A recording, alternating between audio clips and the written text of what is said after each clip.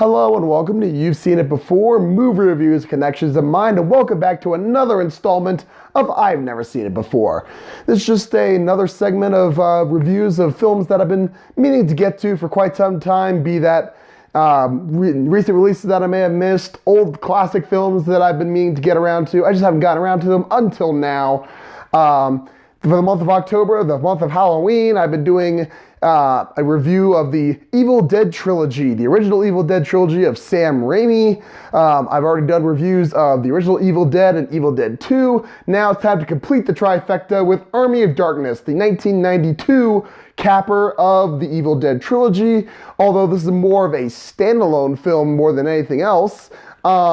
This film picks up once again with after the events of Evil Dead 2 with our hero Ash being sucked into a time vortex into the, I believe it was the 1300s, and where he finds out he is the chosen one, the one prophesied to save the land from the Deadites that are haunting this area, these villages, these castles, whatever. And it is up to Ash to get the Necronomicon, and once he gets the Necronomicon and somehow defeats the Deadites, then this wizard guy, this wise man who is in this village, can send Ash home so they can get back to his old life at the S-Mart.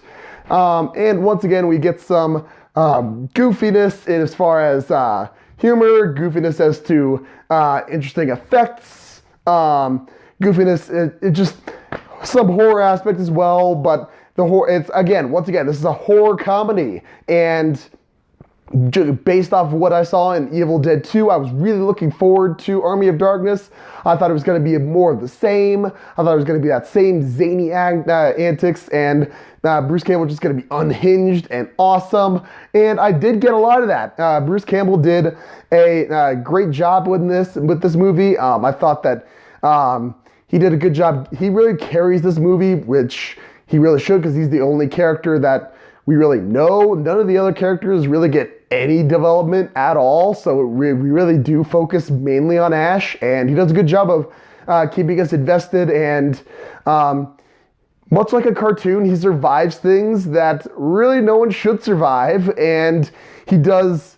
And again, like a good slapstick cartoon, we feel his pain when he goes through these things, and it's hilarious and awesome because he can convey that sort of feeling, like if he burns his hand on a fireplace or whatever. We feel that, and he does a good job conveying that.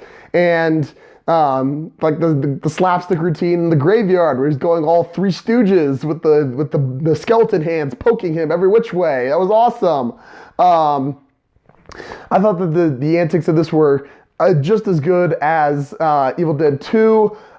Evil Dead 2, I thought it did a great job with that, though it kind of had to balance it a little bit more with the horror side of things. This one, it kind of went full-on comedy, less horror. The mixture is tilted more towards comedy than horror in this one, and I think it definitely shows in the story elements. The Deadites, they look great, and I thought that the one thing I kind of missed from this, doing back-to-back Army of Darkness Evil Dead 2, I thought Evil Dead 2, a lot of the fun came from how over-the-top the creatures looked, and how it kind of leaned into how the effects were good-looking but also goofy-looking. And in Army of Darkness, they do that, but not as much as in the first one. And I thought that was an essential part of the humor in Evil Dead 2, and I kind of missed that in Army of Darkness. So that's somewhat of a disappointment, but it doesn't make me hate this movie by far. I love this movie. And if I was going to ding anything of this, I thought that this movie relied a little too much on quipping and too many gags one after the other. I thought Evil Dead 2 did a better job with the balance between funny and serious. And this one, it leaned in more in towards the humor, and I liked the humor. I don't think any of there were a couple.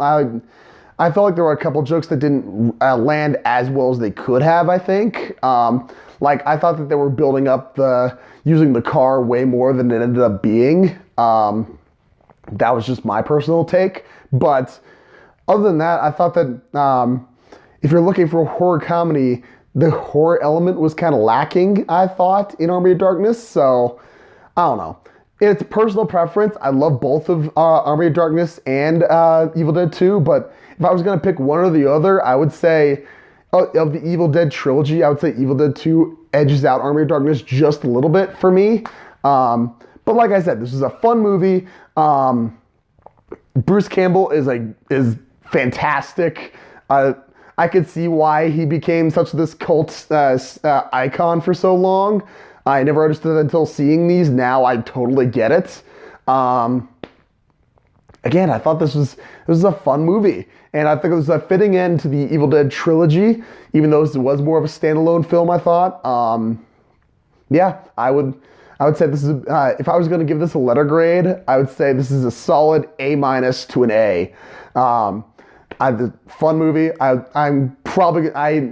I don't really have much of a Halloween movie rotation, but this is definitely going to be slotted in every year for the month of October. So, good job, Sam Raimi. I thank you for going on to the Spider-Man trilogy, but thank you for giving this first. So, those are my thoughts on it. Some brief things I saw that you may have seen before, or at least I saw before. Obviously, the incantation to get the Necronomicon, was it the Klaatu Verada Nikto? I believe that's from The Day the Earth Stood Still, the words to stop Klaatu the robots. Again, that's just a reference, but and like Captain America and the Avengers, I got that. I understood that reference. I thought going back to that graveyard scene when Ash finds that there are 3 books, and he has to figure out which book's the right book, and he has to do some ritual in order to figure out which book it is, and he kind of like fudges the last word in order to trick the Thunder into saying which one's the right book.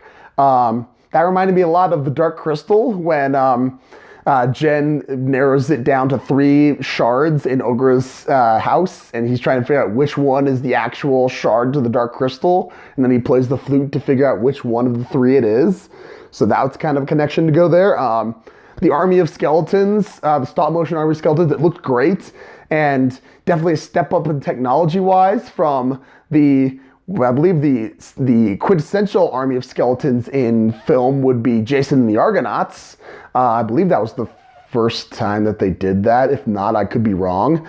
But that's the one I know, and it's definitely a cinematic achievement in that front. The fact that the siege of the castle is broken up by the riders. I mean, you could point to history to that, but I'm going to point to Return of the King, because that's very similar to how the order of battle went on that front for the siege of Minas Tirith and the Riders of Rohan coming in to break the siege. I'm going to point to that. And finally, there was a scene that it's got to be an homage that they did later on. There's a scene during the castle battle when Ash sees the rope or whatever that's attached to a giant counterweight, and half a skeleton is like crawling towards him trying to get him, and so Ash cuts the rope and he flies up, and then the counterweight crushes the half a skeleton.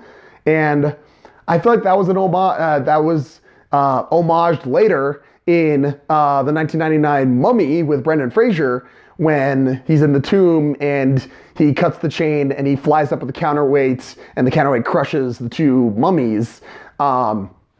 That's got to be an homage. If it's not, I would be so disappointed. But I mean, that just has to be a reference that they made to Army of Darkness. So those are just some things I spotted in Army of Darkness. But if you've seen it before, what do you think of Army of Darkness? Do you agree with my analysis of things that you've seen before? Do you agree? Do you disagree? Did I miss something? I probably missed something.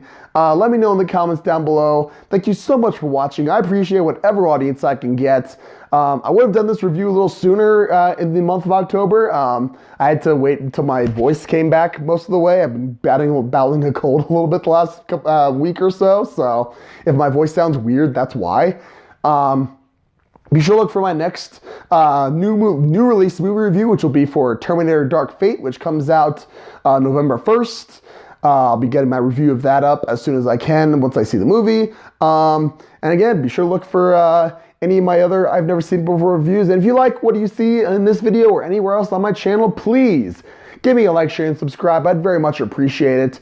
Thank you so much for watching once again. But just remember, there is nothing new under the sun. And yes, you have seen it before.